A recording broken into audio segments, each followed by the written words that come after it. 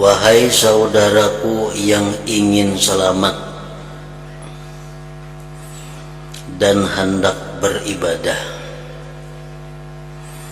terlebih dahulu Anda harus mencari ilmu, karena ilmu itulah pokok ibadah.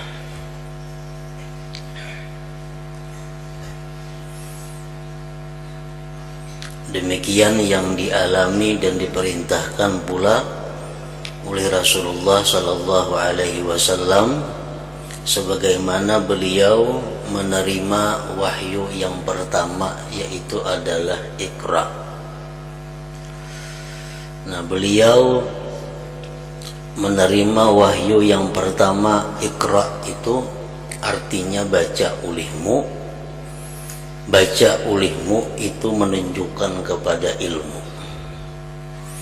Jadi Rasulullah kada diperintahkan sembahyang pertama-tama, kada diperintahkan puasa, kada diperintahkan zakat, kada diperintahkan haji, kada diperintahkan ibadah-ibadah yang lain selain daripada ilmu. Nah, berapa tahun Iqra itu sampai ada ibadah salat puluhan tahun.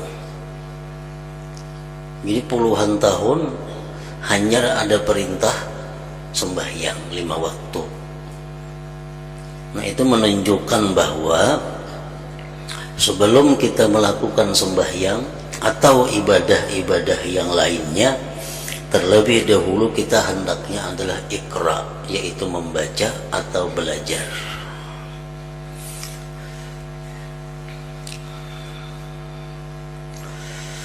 Terlebih dahulu Anda harus mencari ilmu, karena ilmu itulah pokok ibadah, dasarnya ibadah.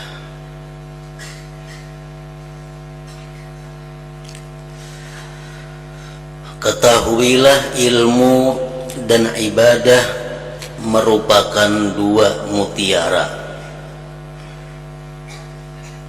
yang menyebabkan adanya apa yang Anda lihat dan Anda dengar.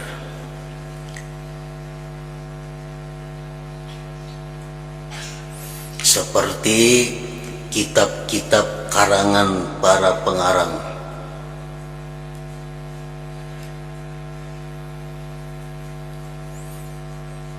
pengajaran para pengajar, fatwa para pemberi fatwa, dan renungan para pemikir. Itu semuanya adalah ilmu dan ibadah. Karena ilmu dan ibadahlah adanya kitab yang kita baca ini. Karena urusan ilmu dan ibadah adanya fatwa-fatwa ulama. Bahkan lantaran ilmu dan ibadah, kitab suci diturunkan, dan para utusan, para rasul diutus. Semuaan karena ilmu dan ibadah. Karena ilmu dan ibadah pula langit, bumi, seisinya ini diciptakan Allah Subhanahu wa ta'ala. Seluruh ada yang di langit, di bumi, dan antara keduanya itu diciptakan Allah untuk urusan ilmu dan ibadah. Diadakannya tumbuh-tumbuhan, diciptakannya gunung, diciptakannya bumi, diciptakannya segala yang di muka bumi, itu pada dasarnya adalah untuk kelangsungan ilmu dan ibadah. Jadi sangat rugi orang-orang yang mengurusi di muka bumi ini, orang-orang yang mengatur yang di muka bumi ini, tapi melalaikan atau meninggalkan ilmu dan ibadah. Itu sudah ngarannya penyimpangan daripada fitrahnya sebagai manusia. Allah menjadikan segala yang di bumi ini untuk kelangsungan ilmu dan ibadah. Allah menjadikan pertanian supaya orang bisa dengan pertanian itu bisa menuntut ilmu dan ibadah. Allah menciptakan perdagangan supaya dengan perdagangan itu orang bisa menuntut ilmu dan ibadah.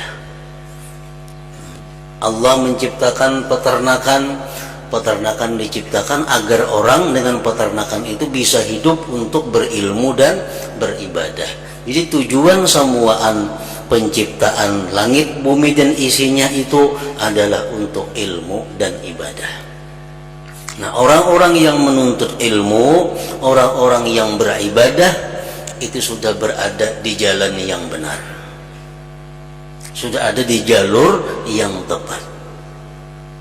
Orang yang menggunakan waktunya, menggunakan umurnya untuk menuntut ilmu, untuk beribadah, itu di jalur yang bujur. Nah, makanya setiap kali kita berusaha, kalau ditujukan untuk ibadah atau ditujukan untuk ilmu, maka usaha kita pun menjadi ibadah. Orang bertani, kenapa bertani? Supaya ada menghasilkan sesuatu nang sagan mengaji dan beribadah. Nah, maka pertaniannya itu pun jadi berpahala. Orang berdagang, apa yang berdagang?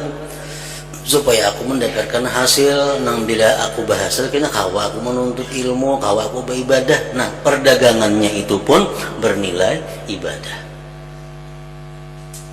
Sampai-sampai napa ikam guring, nah aku guring supaya aku kena nyaman menuntut ilmu, nyaman beribadah. Nah, guring itu pun jadi berpahala. Nah, jadi seluruh apa yang di muka bumi ini intinya adalah dicipta Allah untuk beribadah. Jangan terpaling.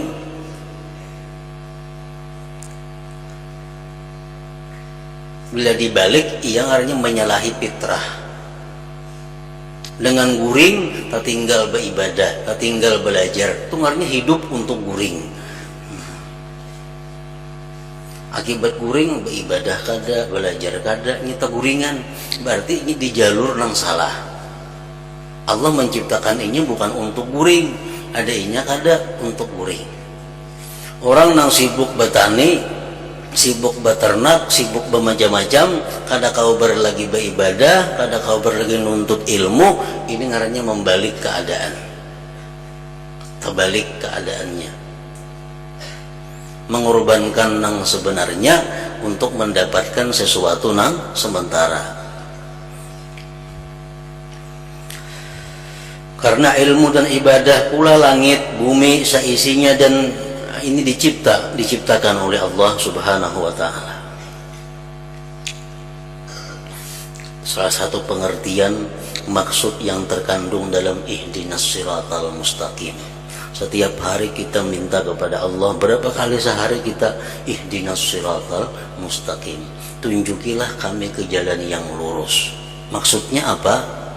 Tunjukilah kami supaya hidup ini di jalur yang benar,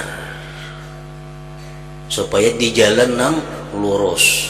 Jalan yang lurus itu jalan kayak apa? Jalan di mana hidup kita sesuai dengan fitrah kejadian kita. Kejadian kita untuk apa? Untuk urusan ilmu dan ibadah. Allah kada melarang kita guring, kada melarang makan, kada melarang kawin, kada melarang berusaha, asalkan tujuannya untuk ilmu dan ibadah. Makanya dosanya sangat besar orang nang beribadah atau menuntut ilmu tujuan untuk mendapatkan dunia, dosanya sangat besar. Orang menuntut ilmu, beribadah tujuannya untuk mendapatkan dunia, diancam ancaman yang keras. Kenapa?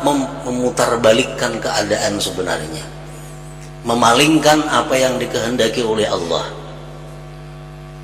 Orang menuntut ilmu karena mencari kedudukan, mencari harta, ancamannya neraka. Orang yang sembahyang, beribadah, tapi tujuannya untuk selain Allah, tujuannya untuk mendapatkan dunia, hukumannya berat di sisi Allah. Kenapa? Karena ini ada di siratal mustaqim, ada di jalan yang lurus. Jadi beruntung, berbahagia, bersyukur, berbangga orang-orang yang hidup menuntut ilmu dan ibadah, karena dia berada di jalan yang lurus.